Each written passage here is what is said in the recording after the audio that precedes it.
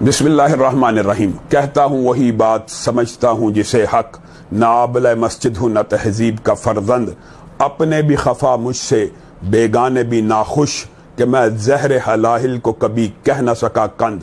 معزز سامعین گرامی قدر، گزشتہ دنوں جب ہر طرف ظلمت کا، طریقی کا، ہو کا، سناٹے کا عالم تھا اور ہر عالم دین بھی کشمکش میں مبتلا تھا اور سوچ رہا تھا کہ یہ جو عرب ریاستوں کے اندر فیصلے آ رہے ہیں ان کے بارے میں علماء کا متفقہ فیصلہ کیا ہونا چاہیے. الحمدللہ یہ اعزاز سب سے پہلے ہمیں حاصل ہوا، اہل حدیث کے فرزندوں کو حاصل ہوا.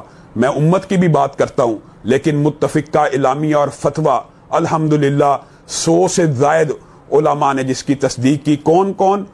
مفتی جماعت عبدالستار حماد صاحب، مفتی جماعت مبشر ربانی صاحب، بقیت السلف حافظ مسعود عالم صاحب، حافظ شریف صاحب، کتنے نام لیے جائیں، عبید الرحمن محسن صاحب، ضیاء اللہ برنی روپڑی صاحب، حافظ ابتسام صاحب، مجھ جیسا ایک طالب علم، اور اس کے علاوہ سینکڑوں ایسے نام ہیں. مولانا رفیق اسری صاحب محدث ہیں، مولانا صلاح الدین یوسف صاحب، اور جھوٹ گڑ گڑ کے سوشل میڈیا پہ ان علماء کا نام لے لے کے اس اعلامیے کے خلاف باتیں کی گئی. صلاح الدین یوسف صاحب کی آڈیو آ چکی ہے، نجیب اللہ طارق صاحب کی آڈیو آ چکی ہے. الحمدللہ سب سے پہلے اہل حدیث نے یہ متفقہ فتویٰ جاری کیا کہ یہ جو احتیاطی تدابیر ہیں کرونا وائرس کے حوالے سے یہ ہونی چاہیے. احتیاط کا سبق دین اسلام بھی دیتا ہے لیکن احتیاط کی کچھ جائز حدود ہیں، کچھ ناجائز حدود ہیں، اور مسجدوں کو بند کر دینا، باجماعت نماز کے اوپر پابندی لگا دینا اور جمعوں کو بند کر دینا یہ ناجائز حد ہے. بعض کچی روٹی پکی روٹی دو جماعتیں پڑھنے والے ماشاءاللہ جن کی علمیت کا اندازہ یہ حدیثیں پیش کر رہے ہیں اور حدیثوں سے استدلال ماشاءاللہ آپ خود دیکھیے کیسا کر رہے ہیں. نبی کریم صلی اللہ علیہ وسلم نے بارش میں، شدید سردی میں گھروں میں نماز پڑھنے کا حکم مؤذن سے دلوایا تھا.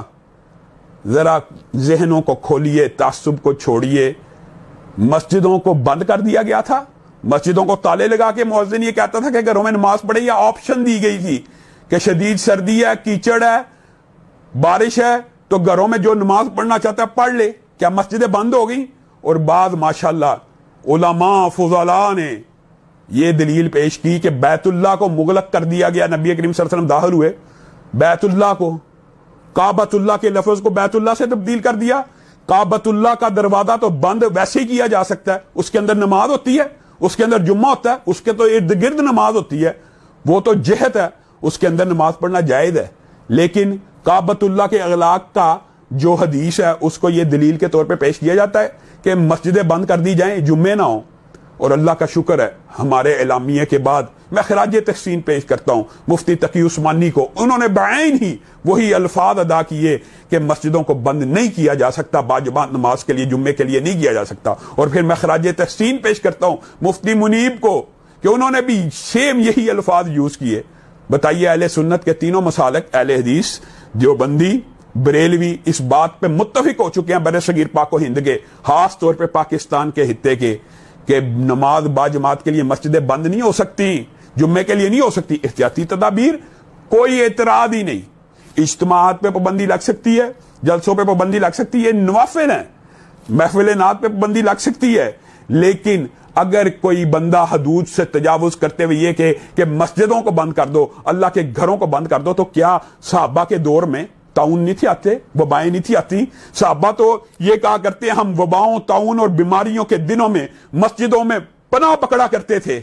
یہ مسجدیں شفا کے گھر ہیں، یہاں پہ اللہ رب العزت کے ذمے میں بندہ آ جاتا ہے، اللہ تعالیٰ میزبان ہوتا ہے. ساری حدیثیں بھول گئے کہ گھر سے جو بندہ باجماعت نماز کے لیے نکلتا ہے اللہ کے ذمے میں ہوتا ہے، جو مسجد میں داخل ہوتا ہے اللہ اس کا میزبان ہوتا ہے.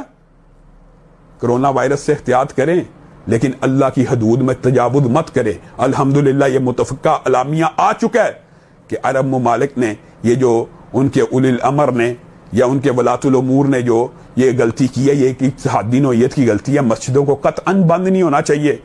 نماز باجماعت کے لیے بھی ہاں کسی کو خوف ہے ذاتی نوعیت کا، یہ ذاتی عقیدے کا مسئلہ ہوتا ہے. جس کا توکل کمزور ہے، جو خوف زدہ ہے، جس کے اندر علامات ہیں، وہ نہ جائے، اور جو مریض ڈکلیئر ہو چکا ہے وہ بالکل نہ جائے. ان باتوں پہ کوئی اعتراض نہیں ہے. اعتراض یہ ہے کہ ہمارے ہاں دکھ اور افسوس کی بات یہ ہے میٹرو بند نہیں ہو رہی، ٹریفک بند نہیں ہو رہی، میٹرو کے اندر سینکڑوں افراد بیٹھے ہوتے ہیں، ریل گاڑیوں کے اندر، بسوں کے اندر بیٹھے ہوتے ہیں، سب سے پہلے جب بات آتی ہے مسجدیں بند کر دو، مسجدیں بند کر دو. کیوں مسجدیں بند کر دی جائیں؟ ہاں یا تو آپ نے تمام تفریحی مقامات کو بند کر دیا ہو، تمام بازاروں کو بند کر دیا ہو، تمام ریلوے اسٹیشنز کو بند کر دیا ہو، تمام بسوں کے اڈوں کو بند کر دیا ہو، تمام میٹرو اسٹیشن بند ہوں، پھر آپ بات کریں مسجدوں کو بند ہونا چاہیے. کوئی، ہم تو تب بھی خلاف ہیں، لیکن کوئی عقل منطق کی بات بنتی ہے.